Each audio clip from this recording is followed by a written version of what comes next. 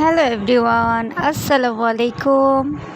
এখন কিন্তু সন্ধ্যা বাজে 7টা। আর এখন কিন্তু দেখতেই পারছো যে আমি কিন্তু অলরেডি কিছু নিয়ে বসছি খেতে। হ্যাঁ, এটা হচ্ছে মুরগি বলে না, হাত পা গিলে মেটে, এগুলো আসলে কি এগুলো খেতে খুবই মজা লাগে। আর তোমরা কিন্তু ফার্স্ট ভিডিওতে দেখতে পারছো যে আমি কিন্তু ছাদে গিয়েছিলাম একটু শাড়ি পরে ঘুরতে। আর আজকে শাড়ি পরেছি, আর শাড়ি পরেই কিন্তু খেতে বসছি অলরেডি। আর এইভাবে রান্না করা যদি হাত পা মুরগি গিলে মেটে রান্না করা হয়, খুবই ভালো লাগে। এখন কিন্তু ভাইরাল সেই বিখ্যাত মুড়ি ভর্তা, যেখানে সেখানে পাওয়া যায়। এইভাবে গিলে মেটে তারপর কোয়েল পাখির ডিম দিয়ে তারপরে কিন্তু মুড়ি ভর্তা মাখানো হয়। আর এটা হচ্ছে 80 টাকা করে প্লেট, খুবই ভালো লাগে। এখন কিন্তু সবাই এরকম খায়। সো আমরা রাতে ডিসিশন করব যে আমরাও সেভাবে কি মুড়ি ভর্তা মাখিয়ে খাবো কিনা। সো আমি কিন্তু শাড়ি পরেই খেতে বসে গেছি। আর আজকে কিন্তু তোমাদের ভাইয়া কিন্তু জানে না, আমি কিন্তু সারপ্রাইজ দিব তাকে, তার জন্যই কিন্তু আমি শাড়িটা পরেছি। সো এর জন্যই শাড়িটা খুলছি না। সো তোমাদের সাথে আজকে শেয়ার করব যে তোমাদের ভাইয়া যে রিয়েকশনটা কি আমি শাড়ি পরেছি। সো সেটাই তোমাদের সাথে আজকে দেখাবো। তাই আর ওমজা মাম্মাম কিন্তু এই যে মুরগি কলিজাগুলো কিন্তু মাম্মামকে খাওয়াবো, কারণ হচ্ছে ছোটো মানুষ, ও গিলে মেটে খেতে পারবে না। সো এর জন্য তাকে খাওয়াবো হচ্ছে কলিজি, আর আমি খাচ্ছি ওই যে মুরগির পা। খুবই ভালো লাগে। কার কার এরকম খেতে ভালো লাগে অবশ্যই কমেন্টে জানাবা। আর আমরা প্ল্যানিং করতেছিলাম যে এইগুলা দিয়ে কি মুড়ি ভর্তা বানাবো কি না। সো এটা তোমার ভাইয়া আসুক রাতে, তারপরে দেখা যাবে যে কি আমরা খাই কি না। সো বন্ধুরা, চলো পুরো ভিডিওটা দেখতে থাকো। আর এই যে দেখো, আমি এখন খাচ্ছি, খেতে থাকি, কারণ তার জন্য ওয়েট করতেছি সে কখন আসবে। এখনও বেজে গেছে 7টার বেশি বেজে গিয়েছে, এখনই চলে আসবে। আর তো চলো তোমরা পুরো ভিডিওটা দেখতে থাকো।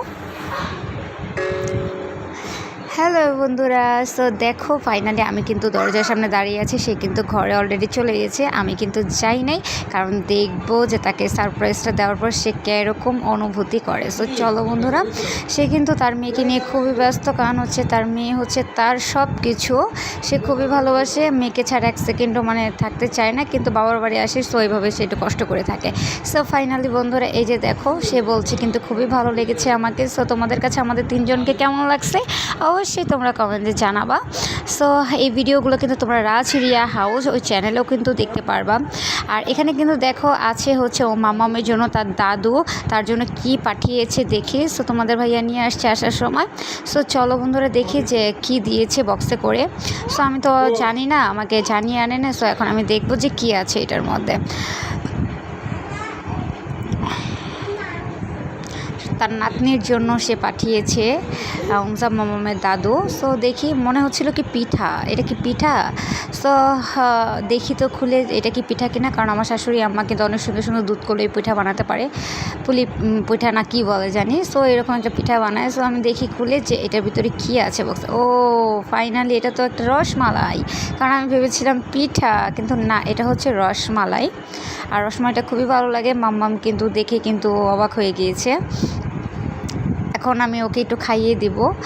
সো মাম্মাম কিন্তু এগুলা খেতে চায় না, কিন্তু তারপরও ওকে খেতে, হ্যাঁ তারপরও তাকে একটু খাইয়ে দিব। কারণ দেখো ও কী বলতেছে নাকি ওর ভয়, ওর দাঁতে ব্যথা, এগুলো বলতেছিল। সো পাপাকে আগে খাইয়ে দিলাম, তারপরে কিন্তু ও খাবে, কারণ ও তো বাচ্চা মানুষ, অনেক কিছু বুঝে না। সো এর জন্য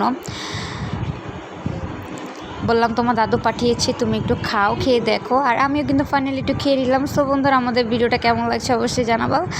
আর লাইক করে পাশে থাকবে এবং সাবস্ক্রাইব করে দেবো আমাদের চ্যানেল নিউ মেম্বার হয়ে থাকলে। সো বন্ধুরা, চলো ভিডিওটা এই পর্যন্তই রাখছি। সবাই ভালো থাকবো এবং আমাদের জন্য সবাই দোয়া করো। আল্লাহ হাফিজ।